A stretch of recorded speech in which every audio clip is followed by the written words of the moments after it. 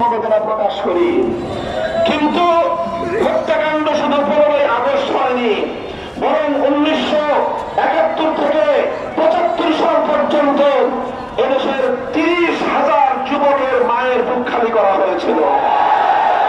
এদেশের হাজার হাজার আনন্দকে অন্ধকার কালো প্রকোষ্ঠে দিনের পর দিন রেখে নির্যাতন করা হয়েছিল। গোটা বাংলাদেশকে একটি তলবিহীন ঝুড়িতে পরিণত করা হয়েছিল। এদেশের মানুষ কম্বল কাটা মুজিব কোট দেখে আতঙ্কিত হয়ে পড়েছিল, যার কারণে 15ই আগস্ট 75 সালে শেখ মুজিবুর রহমান তার হত্যাকাণ্ডের পরে বাংলাদেশে বৃষ্টির দোকানগুলোতে আর বৃষ্টি পাওয়া যায় নাই। যেমনি ভাবে 24 সালের 5ই আগস্ট এদেশের মানুষ, সারা দেশের মানুষ মিষ্টি মুখ করে তার আনন্দ উদযাপন করেছে।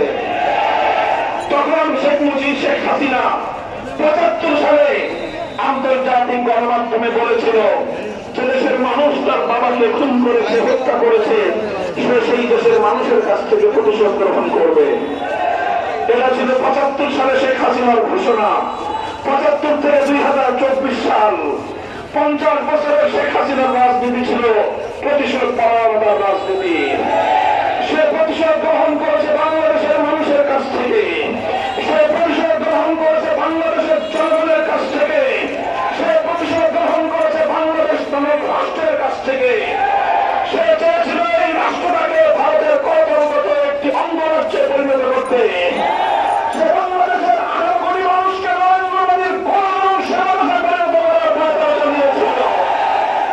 এজন্য একদিকে অসম চুক্তি করে বাংলাদেশকে ভারতের হাতে তুলে দেওয়ার চেষ্টা করেছে, আর একদিকে লক্ষ লক্ষ কোটি টাকা পাচার করে বাংলাদেশের মানুষের ভাতের অধিকার কেড়ে নিয়েছে।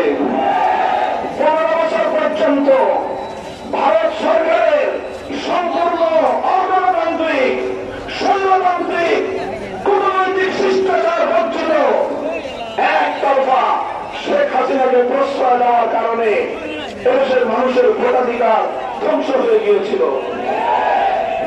আজ শেখ হাসিনার রাজনীতি